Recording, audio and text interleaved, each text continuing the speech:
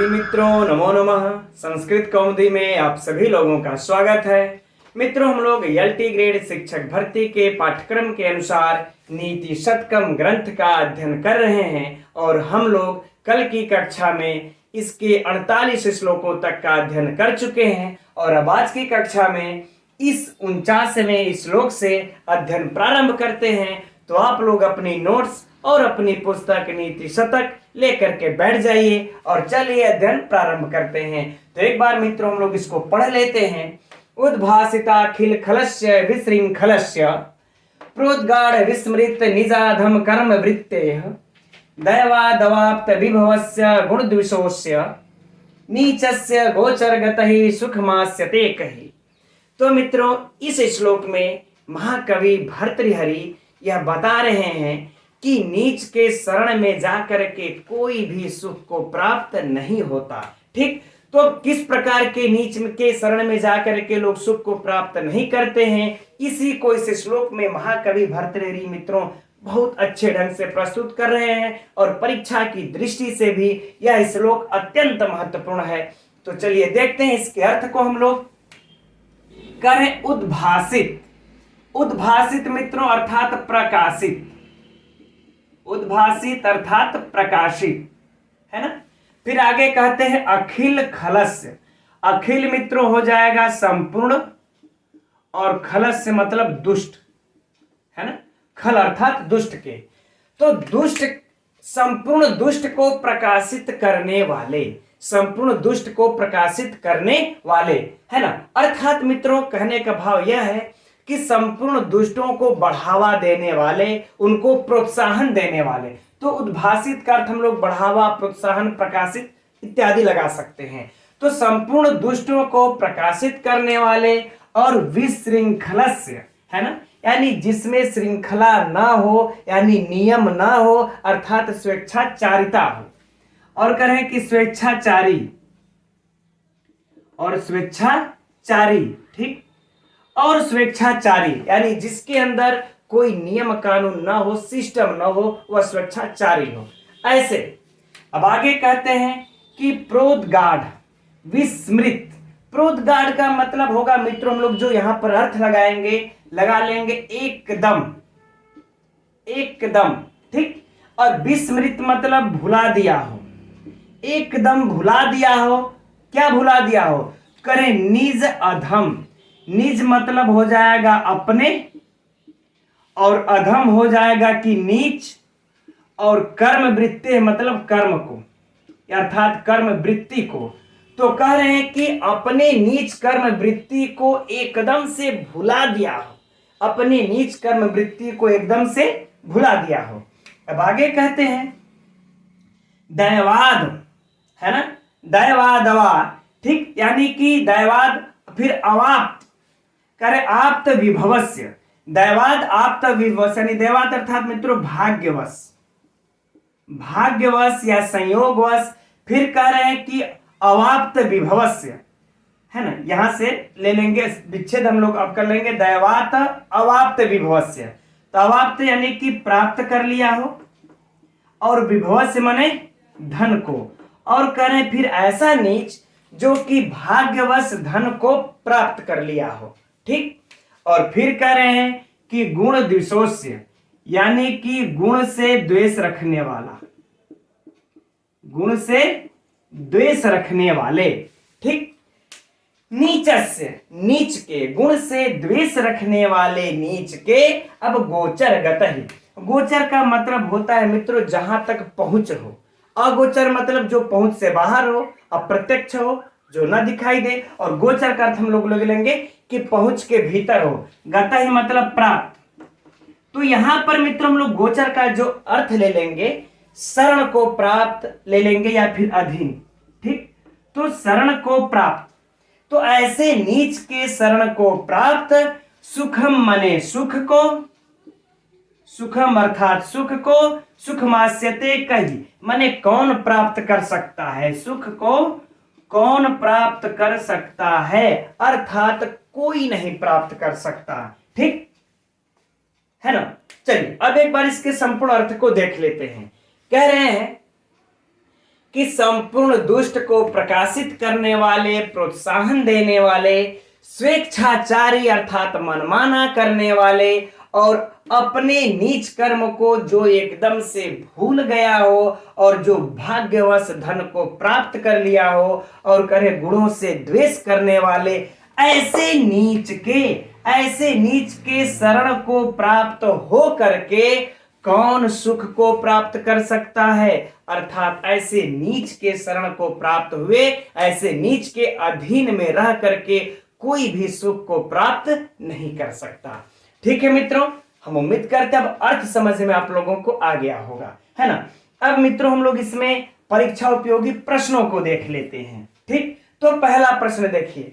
पहला तो यह जो पंक्ति आप लोगों को नजर आ रही है, ये वाली नीचस्य गोचर गत ही सुखमास्यते कही, यह सुक्ति है। सुक्ति है, आप लोग बहुत ही महत्वपूर्ण सुक्ति मित्रों। किस पद्धति का है? दुर्जन पद्धति का है, कई बार पूछ चुका है, इसको नोट कर लीजिएगा, कलरफुल कर लीजिएगा, याद रख लेना है। हम लोग ये याद कर लेंगे तो नीति शतकम तो अपने आप ही याद हो जाएगा। ठीक, चलिए प्रश्न संख्या 1 हो गया कि यह सुक्ति है। अब दूसरा प्रश्न इसमें से लेते हैं मित्रों। अगर आप लोगों से पूछा जाए कि किसके शरण को प्राप्त होकर के व्यक्ति कोई भी सुख को प्राप्त नहीं करता, तो नीचस्य, नीच के शरण को प्राप्त होकर के कोई सुख को प्राप्त नहीं करता। ठीक, चलिए प्रश्न संख्या 3, अब आगे बढ़ते हैं, है ना। अब आगे बढ़ते हैं, ये आगे देखते हैं कि इसमें विशेष विशेषण। तो मित्रों ये जो नीच है ना, ये जो नीच दिख रहा है, यह क्या है? विशेष्य है।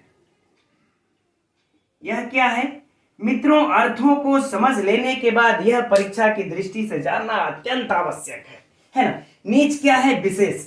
अब इस विशेष, इस नीच का ये सब मित्रों क्या है? विशेषण। तो कह रहे हैं कैसा नीच, नीच कैसा हो? तो कह रहे हैं कि कैसे नीच को करे? जो संपूर्ण दुष्टों को प्रकाशित करने वाला हो, ऐसे नीच के शरण को प्राप्त होकर के कोई भी सुख नहीं प्राप्त कर पाता। तो ये उद्भासित खलस्य विशृंखलस्य अप्रोद्गाढ़ विस्मृत निज अधम कर्म वृत्ते, है ना। यह भी और ये भी दोनों, ये इस नीचस्य के सब क्या है मित्रों? विशेषण है। क्या है? विशेषण है। तो इसे आप लोग विशेष विशेषण भी मित्रों परीक्षा में पूछता है, इसे भी नोट कर लीजिएगा। ठीक, अब मित्रों इसमें से हम लोग एक देख लेते हैं इसी जगह पर अलंकार। इसमें कौन सा अलंकार है? तो मित्रों इसमें अलंकार है काव्यलिंग। यहां पर लिख लेते हैं, काव्यलिंग अलंकार है ना। काव्यलिंग अलंकार इसलिए है कि इस श्लोक में देखिए, कोई सुख से नहीं रह सकता, है ना। सुखमास्यते कई, कोई सुख से नहीं रह सकता। इसका कारण पहले ही बता दिया गया है कि यह नीच का ये सब है, यह कारण है।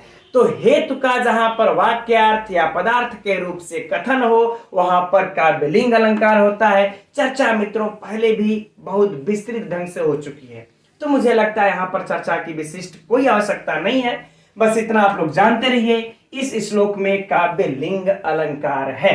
ठीक ठीक मित्रों, तो अब हम समझते हैं कि इस एक चीज और काउंट कर लेते हैं कि कैसे, कितने दुर्गुणों से युक्त नीच को प्राप्त होकर के कोई सुख को नहीं प्राप्त करता। ये भूल रहा था, है ना।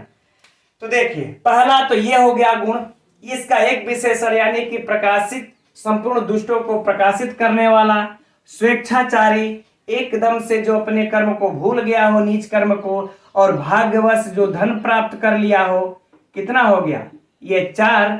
और गुणों से द्वेष करना वाला हो, ये 5। इस 5 यानी कि इन 5 से युक्त नीच को प्राप्त हुआ व्यक्ति सुख को प्राप्त नहीं करता। तो इसे भी मित्रों आप लोग काउंट कर लीजिएगा। हो सकता है परीक्षा में घुमा करके इससे प्रश्न पूछ दे। संख्या भी बड़ा तेज पूछ रहा है आजकल के परीक्षाओं में। ठीक है, तो चलिए अब हम लोग इसके व्याकरणात्मक टिप्पणी को देखते हैं। तो अब इसके व्याकरणात्मक टिप्पणियों में देखते हैं मित्रों, उद्भासित अखिल खलस्य।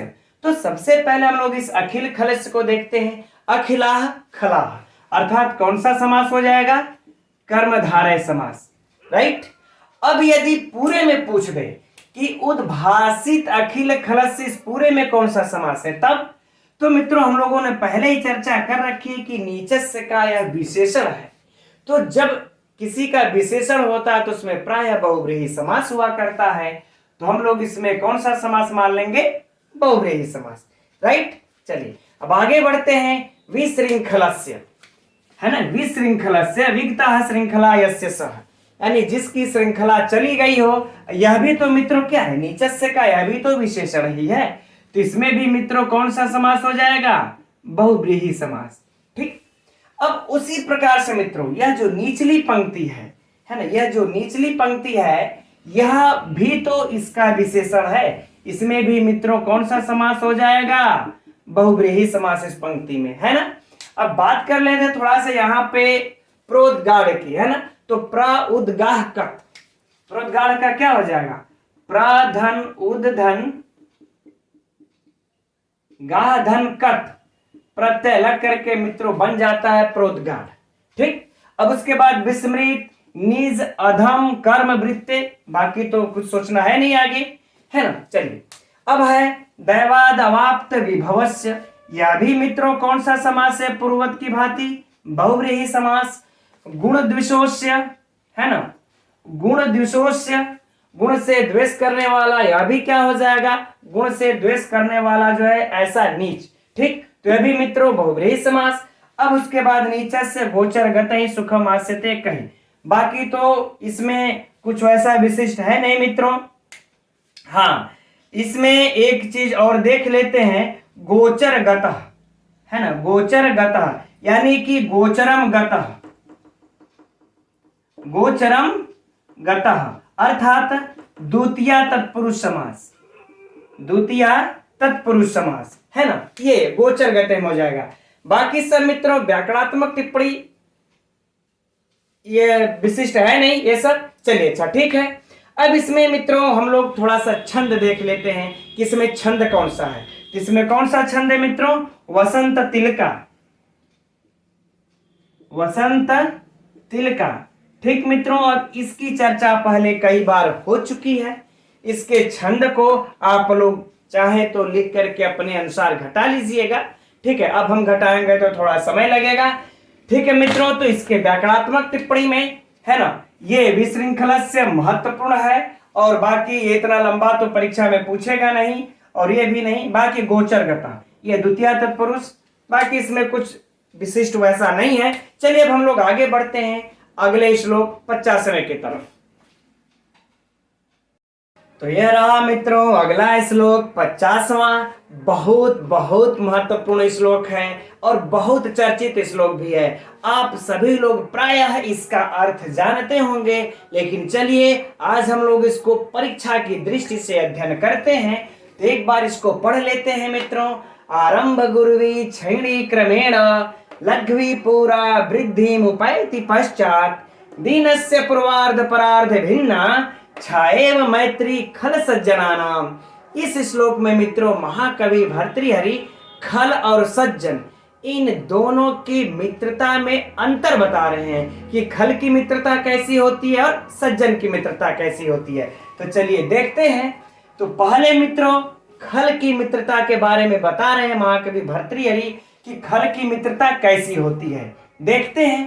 कह रहे कि आरंभ, आरंभ अर्थात प्रारंभ, करें प्रारंभ में गुरुवी अर्थात बड़ी होती है, प्रारंभ में बड़ी होती है। और फिर कह रहे हैं कि क्षैणी, क्षैणी अर्थात क्षयशील। फिर उसके बाद करें कि क्षयशील होती है क्रमेण मतलब क्रमशः, और करें कि उसके बाद क्रमशः क्षयशील हो जाती है ना। खल की मित्रता कैसी होती है? करें प्रारंभ में बड़ी होती है, फिर क्षैणी क्रमेण, फिर क्रमशः क्षयशील हो जाती है। किसी भी दुष्ट से मित्रों हम लोग मिलते हैं तो मतलब कोई भी मिलता है तो एकाएक उनकी जो मित्रता होती है बहुत बड़ी रहती है, फिर लेकिन वह क्रमशः क्षयशील हो जाती है। अब आगे बता रहे हैं, यह सज्जन के लिए बता रहे हैं कि लघ्वी पूरा। लघ्वी मतलब क्या होती है मित्रों? छोटी कह ले और चाहे लघु कह ले। कह रहे कि छोटी होती है पूरा माने पहले, जो सज्जनों की मित्रता होती है पहले छोटी होती है। फिर कह रहे कि वृद्धि अर्थात वृद्धि को उपैति मतलब प्राप्त होती है, पश्चात मने बाद में, है ना, बाद में अर्थात पश्चात। कह रहे कि जो सज्जनों की मित्रता होती है वह लघ्वी पुरा पहले छोटी होती है, फिर वृद्धि मुपैति पश्चात, और फिर बाद में वृद्धि को प्राप्त करती है। राइट।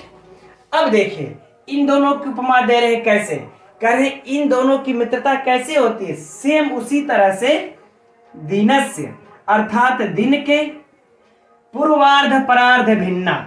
पूर्वार्ध मतलब दिन के पूर्वार्ध, और परार्ध मतलब मित्रों सीधा सीधा हो जाएगा परार्ध।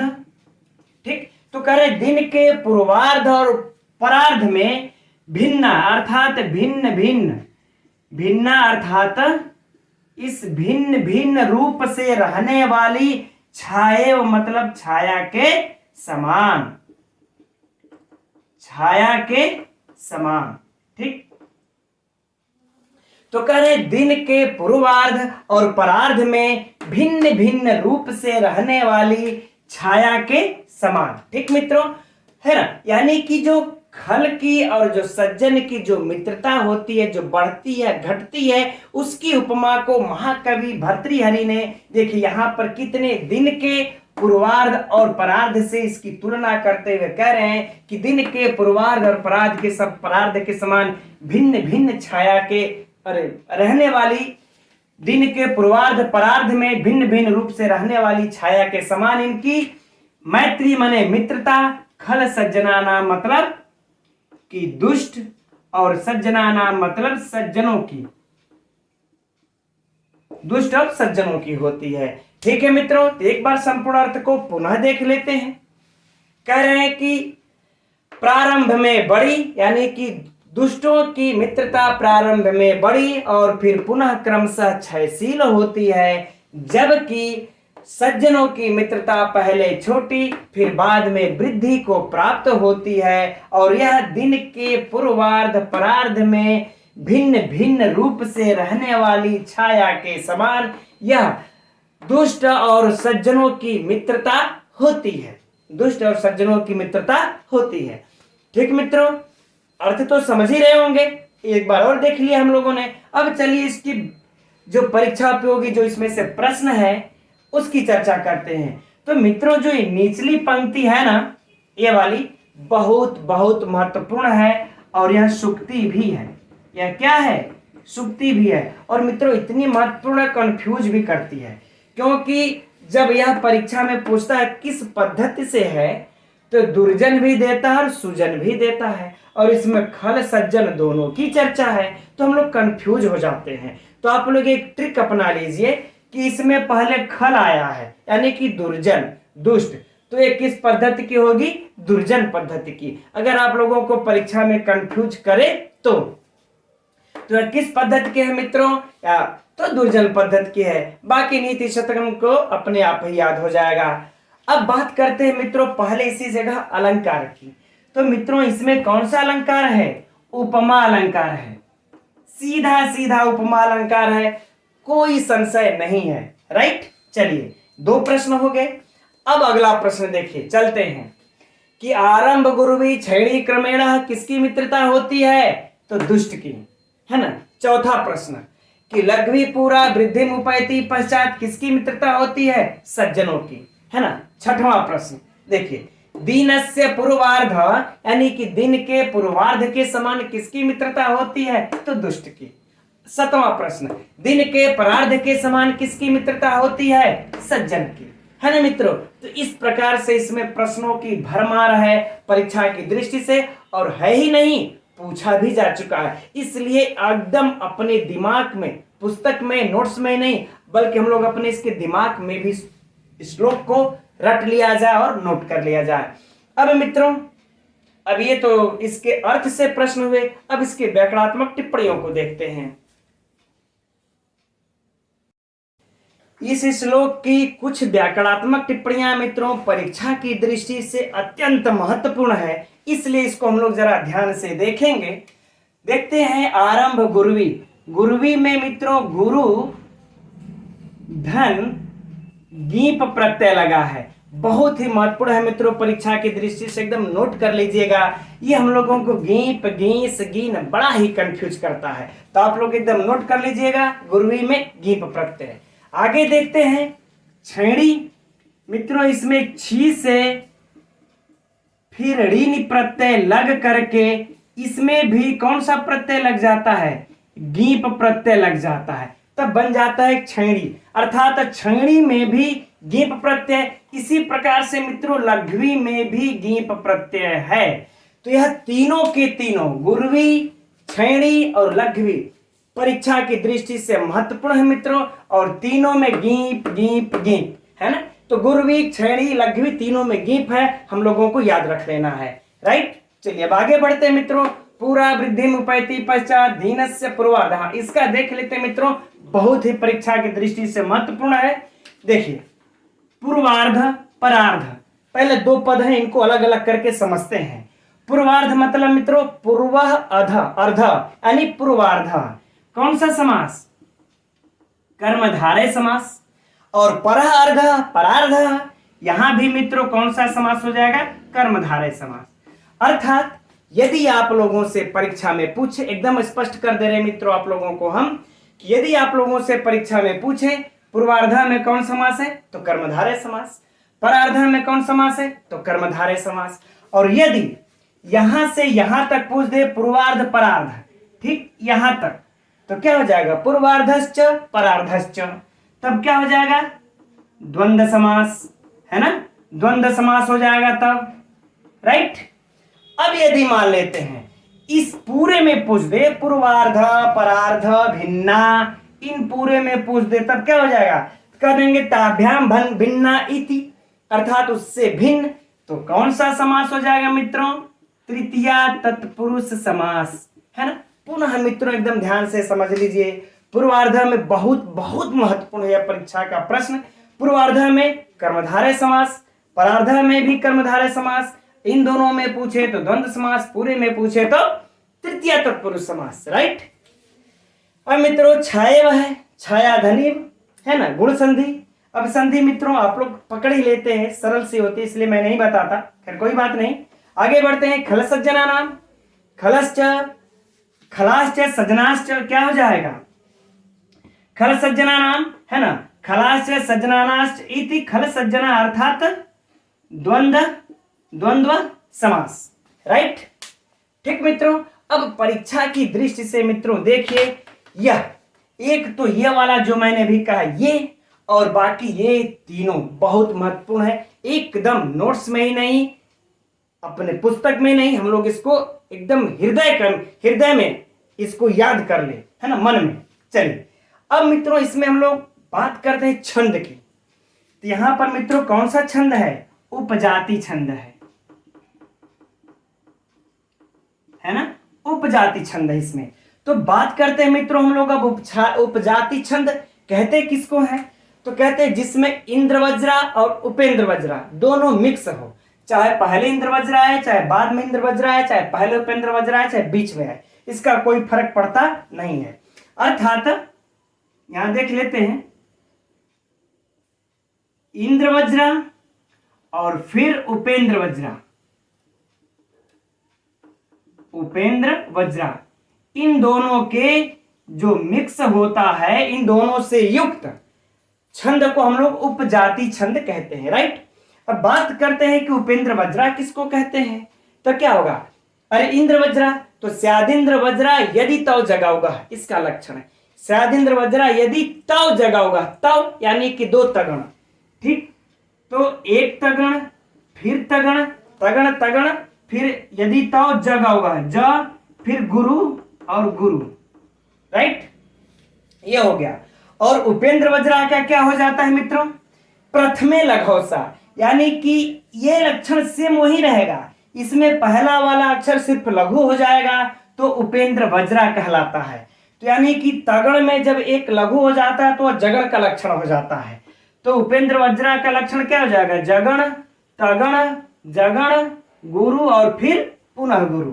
ठीक, तो इस तरह से मित्रों इसमें हम लोग अक्षर काउंट कर ले, तो देखिए 3 3 6 3 9 1 10 1 11, यानी 11 अक्षर का उपेंद्र वज्रा भी होता है, 11 अक्षर का इंद्र वज्रा भी होता है, और इन दोनों से जब मिल करके बनता है उपजाति, उपाजाति लिखा है उपजाति, उपजाति बनता है तो उसमें भी 11 अक्षर ही होंगे।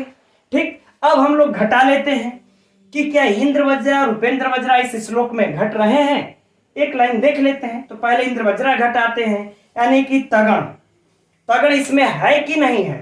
ठीक, तो तगण का क्या होता है, या माता ताराज, यानी कि एक गुरु है ना, यहां लिख लेते हैं। चलिए, तगण का गुरु, गुरु लघु, ये लक्षण होता है। देखिए, आ है गुरु, र है इसके बाद में आधा म है, ये भी गुरु, और भ क्या हो गया, लघु, घट गया, यानी कि तगण है ना। उसके बाद भी तगण, देखिए गुरवी, र के पहले है ना, ग्र के पहले है ग में, ते भी गुरु, व पे बड़ी की मात्रा गुरु, और यह भी हो गया लघु, राइट।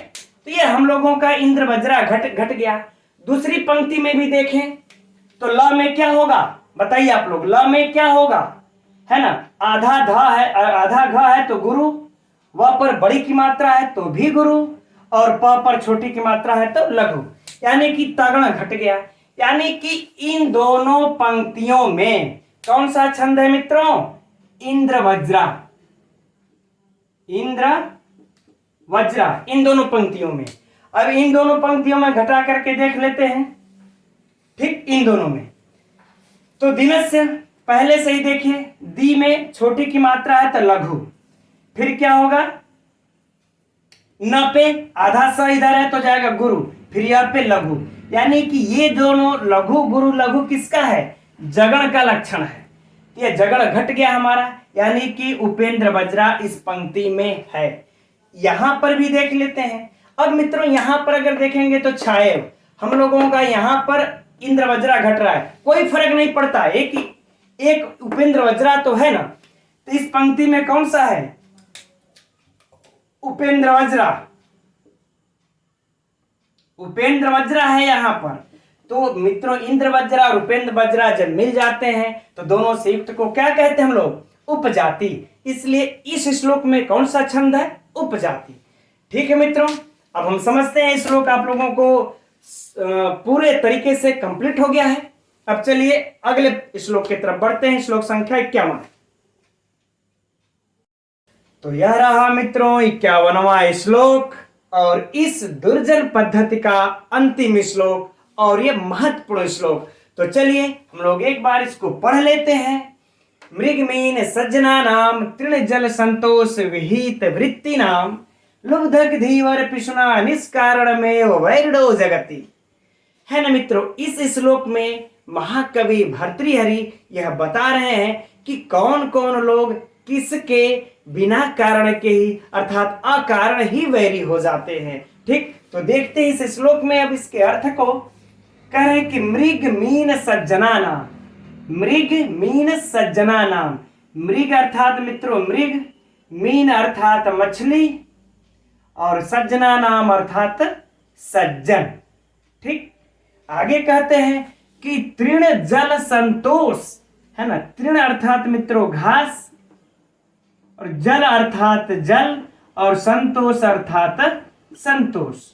ठीक, तो कह रहे हैं कि घास जल संतोष से विहित वृत्ति नाम, यानी कि इन तीनों से ही अपने जीविका को प्राप्त करते हैं, अपनी जीविका को चलाते हैं, अपनी जीविका से संतुष्ट हो जाते हैं। कौन, यानी मृग घास से, मछली जल से, और सज्जन संतोष से को प्राप्त करके ही अपने जीवन को वह चलाते हैं। ठीक, अब नीचे देखिए पंक्ति में कह रहे हैं कि लुब्धक धीवर पिसुना, लुब्धक अर्थात मित्रों शिकारी, आगे कह रहे हैं धीवर, धीवर अर्थात मित्रों कि मछुआरा, मछुआरा, और पिसुना मतलब मित्रों चुगलखोर। यह मित्रों परीक्षा में शाब्दिक दृष्टि से भी बहुत ही महत्वपूर्ण है, चुगलखोर, है ना। ये तीनों निष्कारण में यानी बिना कारण ही, वैरणो मतलब शत्रु हो जाते हैं, जगती मतलब संसार में, संसार में, यानी कि ये तीनों, इन तीनों के बिना कारण ही इस संसार में शत्रु है, जबकि ये तीनों इन तीनों को कुछ बिगाड़ते हैं नहीं। ये तीनों मृग मछली सज्जन जल घास, घास जल और संतोष से ही जीविका प्राप्त करते हैं, इनका कुछ बिगाड़ते थोड़े ही हैं, लेकिन ये तीनों बिना कारण के ही इन तीनों के शत्रु हैं। ठीक, तो एक बार मित्रों पुनः संपूर्ण अर्थ को पढ़ लेते हैं कि मृग मछली सज्जन ये तीनों घास जल और संतोष से ही, संतोष को ही प्राप्त करके अपने जीविका को चलाते हैं, अपना जीवन व्यतीत करते हैं, लेकिन शिकारी, मछुआरा और चुगलखोर क्रमशः इन तीनों के बिना कारण के ही इस संसार में शत्रु हो जाते हैं। ठीक मित्रों, अर्थ तो हो गया। अब सबसे पहले यहां पर हम लोग अलंकार देख लेते हैं इसी जगह पर, है ना मित्रों। यहां पर मित्रों यथासंख्य अलंकार है। कौन सा अलंकार है? यथासंख्य। ठीक, यथासंख्य कहने का भाव है कि क्रम से कहे गए पदार्थों का। अब सबसे पहले देखते हैं कि यथासंख्य अलंकार कहते किसको हैं, है ना। तो कह रहे हैं कि क्रम से कहे हुए पदार्थों का उसी क्रम में समन्वय, क्रम से कहे हुए पदार्थों का उसी क्रम में समन्वय जब हो जाता है तो उसको यथासंख्य अलंकार कहते हैं। जैसे देखिए, क्रम से कहा गया मृग मछली सज्जन, इस क्रम का इसी कहे हुए क्रम से इसी क्रम में देखिए समन्वय हो गया, और फिर इसका कहा हुआ फिर क्रमशः मृग का शिकारी, मछली मछुआरा, सज्जन चुगलखोर, क्रमशः समन्वय हो गया। इसलिए मित्रों एकदम स्पष्ट रूप से शुद्ध यथासंख्य अलंकार है, एकदम परीक्षा की दृष्टि से महत्वपूर्ण, नोट कर लीजिएगा। तो एक प्रश्न हो गया मित्रों। ठीक, अब मित्रों यह पंक्ति भी महत्वपूर्ण है, इसको भी अंडरलाइन कर लीजिएगा, परीक्षा में यह भी पूछता है। प्रश्न 2 हो गया। अब आ जाएगा कि इसमें कि तृण जल संतोष विहित वृत्ति नाम कह, है ना। तो क्रम से ही आप लोग लिखिएगा, जब परीक्षा में पूछेगा ध्यान से समझिएगा कि तृण जल संतोष विहित वृत्ति नाम कह, तो नीचे दे देगा अगर मछली सज्जन मृग या मृग सज्जन मछली, तो ऐसे नहीं लगाना, जहां पे मृग मछली सज्जन रहेगा ऐसे ही लगाना हम लोगों को। ठीक है, और बाकी इन यह भी दे देगा निष्कारण में वैरो जगती का, यानी इस बिना कारण ही संसार में शत्रु कौन होते हैं, तो यह तीनों होते हैं। ठीक मित्रों, यह परीक्षा से लिए इसके साहित्य से प्रश्न हो गया। अब हम लोग चलते हैं इसके व्याकरणात्मक टिप्पणियों में। इसके व्याकरणात्मक टिप्पणियों में मित्रों कुछ खास है नहीं, फिर भी हम लोग देख लेते हैं, शायद परीक्षा में पूछ ही दे। तो मृग मीन सज्जना नाम, मृग मीन सज्जना नाम, मृगाश्च मीनाश्च सज्जनानाश्च। आप लोग समझ सकते हैं मित्रों कौन सा समास हो जाएगा? द्वंद्व समास। अब आगे है तृण जल संतोष, तो तृणम च जलम च संतोषश्च, कौन सा समास हो जाएगा मित्रों? यहां भी द्वंद्व समास, राइट, कोई समस्या नहीं। अब संतोष की थोड़ा सा व्युत्पत्ति देख लेते हैं। तो सम धन तुष धन घ प्रत्यय मिलकर के बन जाता है मित्रों संतोष, बराबर संतोष है। इसको याद रख लेंगे, शायद पूछ ही दे परीक्षा में। अब आगे है विहित, तो विहित का मित्रों क्या हो जाएगा? वि धन धा धन कत, क्या हो जाएगा? विहित। वृत्ति नाम, वृत्ति का तो पहले भी चर्चा हो चुकी है, वृत्त धन कितिन प्रत्यय भाव अर्थ में लग के बन जाता है वृत्ति। ठीक, चलिए नीचे देखते हैं लुब्धक धीवर कृष्णा निष्कारण में वैरणो जगति, है ना। वैरणो यानी कि वैरी धन, वैर धन इनि, वैर धन इनि प्रत्यय लग करके बन जाता है मित्रों इसमें वैर धन इनि प्रत्यय लग करके बन जाता है वैरिण। ठीक, चलिए अब फिर जगत में सप्तमी एक वचन देख ही रहे हैं, इधर है लुब्धक धीवर पिशुना, इसमें भी मित्रों कौन सा समास हो जाएगा? द्वंद्व समास, कोई समस्या नहीं। तो उतना इसमें व्याकरणात्मक टिप्पणी कोई कठिन है नहीं, और परीक्षा में अगर पूछेगा अभी तो हल आराम से कर सकते हैं मित्रों। अब इसमें हम लोग देख लेते हैं छंद कौन सा है, तो आर्या छंद है।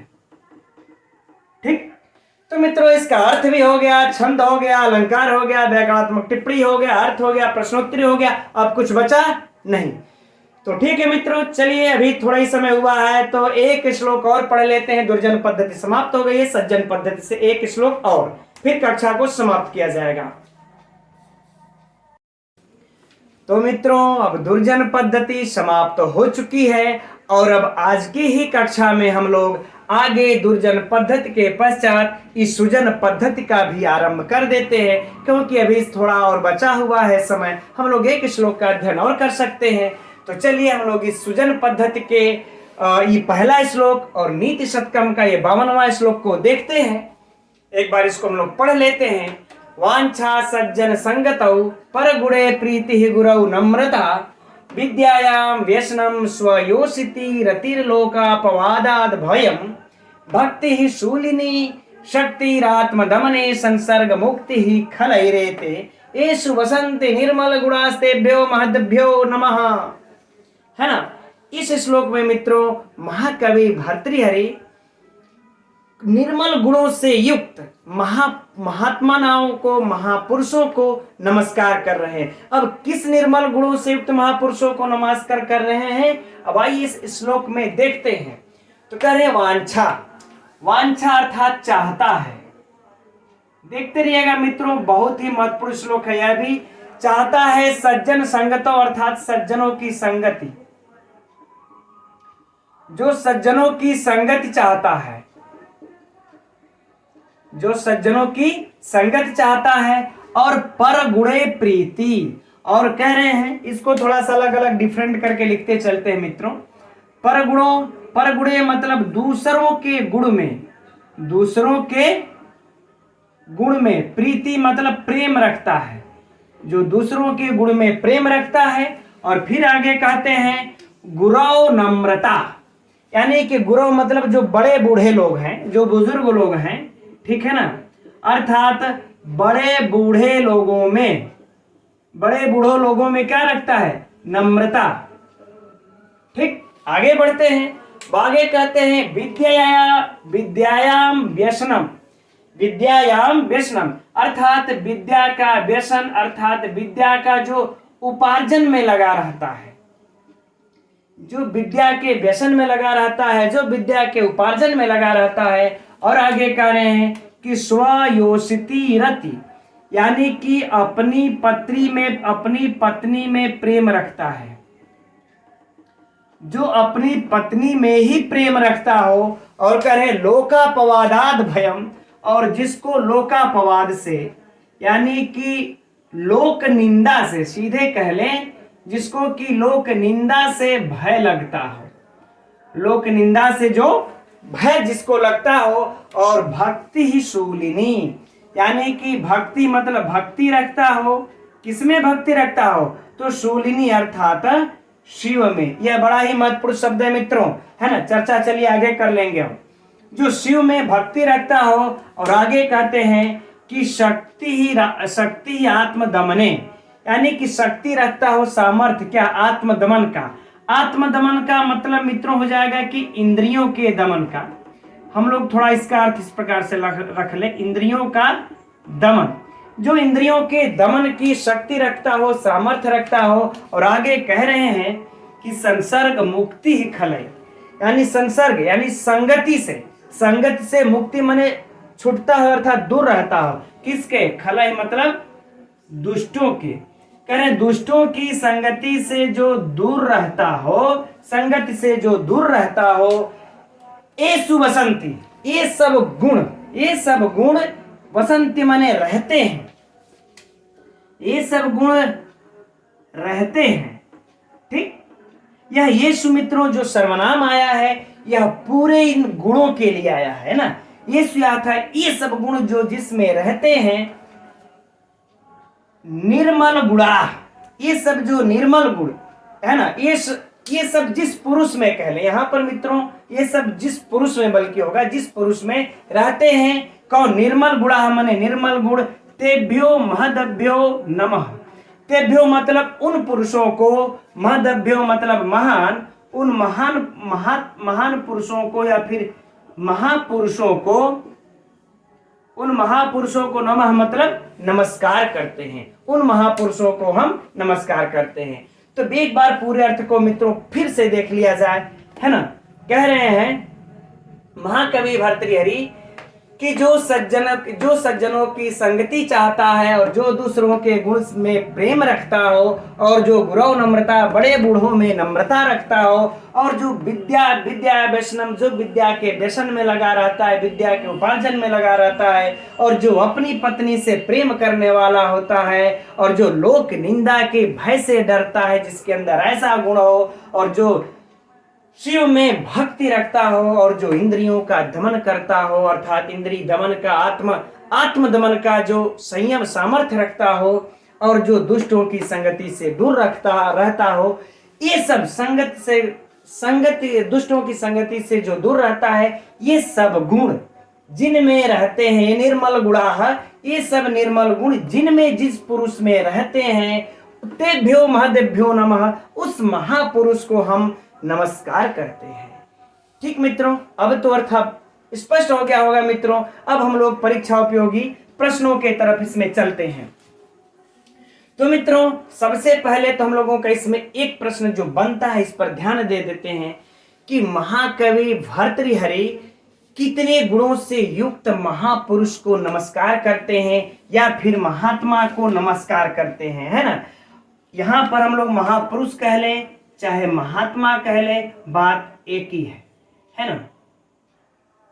कितने गुणों से युक्त महात्मा को नमस्कार करते हैं, तो मित्रों इसको आप लोग काउंट कर लीजिए, आराम से हो जाएगा। सज्जनों की संगति की चाह 1, दूसरों के गुण में प्रेम 2, बड़े बूढ़ों में नम्रता 3, विद्या में उपार्जन 4,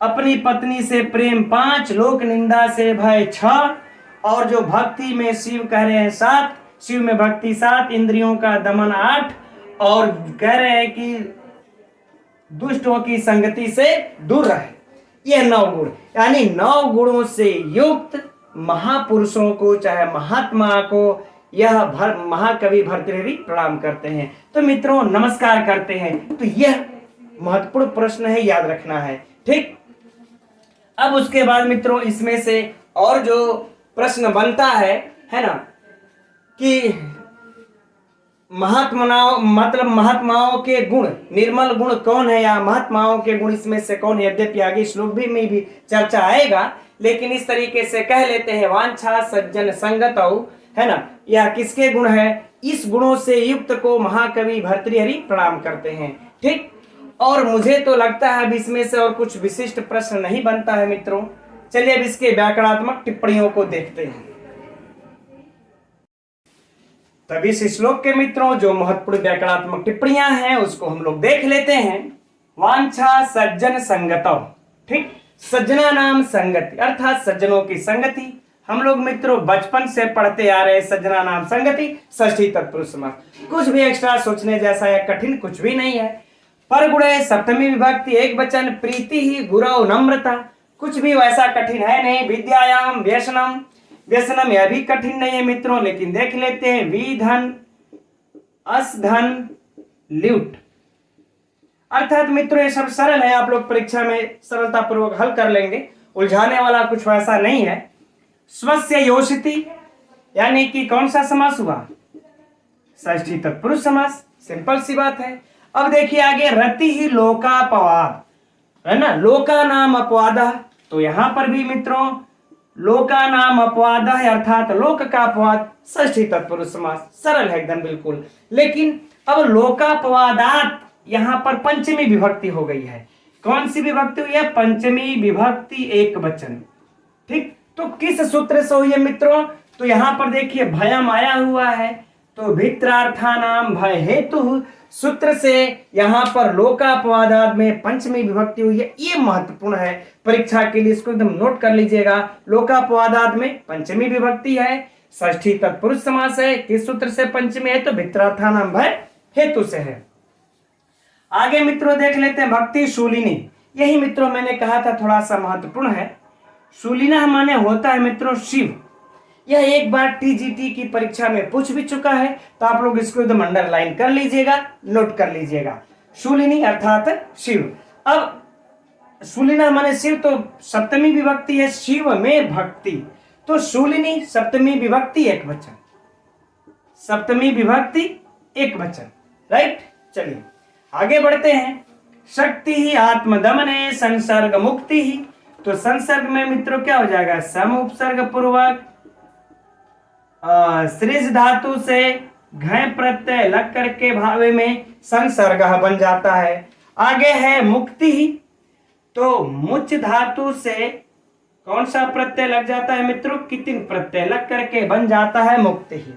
ठीक, बाकी येषु वसंती कोई सरल नहीं, अरे कठिन नहीं है। निर्मल गुणाः, तो निर्मल गुण का गुण कैसा है, निर्मल गुणा है, निर्मलाः गुणाः, तो कौन सा समास हो जाएगा मित्रों, कर्मधारय समास। सिंपल सी बातें हैं। ठीक, चलिए अब है महदभ्यो नमः, तो महदभ्यो में कौन सी विभक्ति है, चतुर्थी विभक्ति।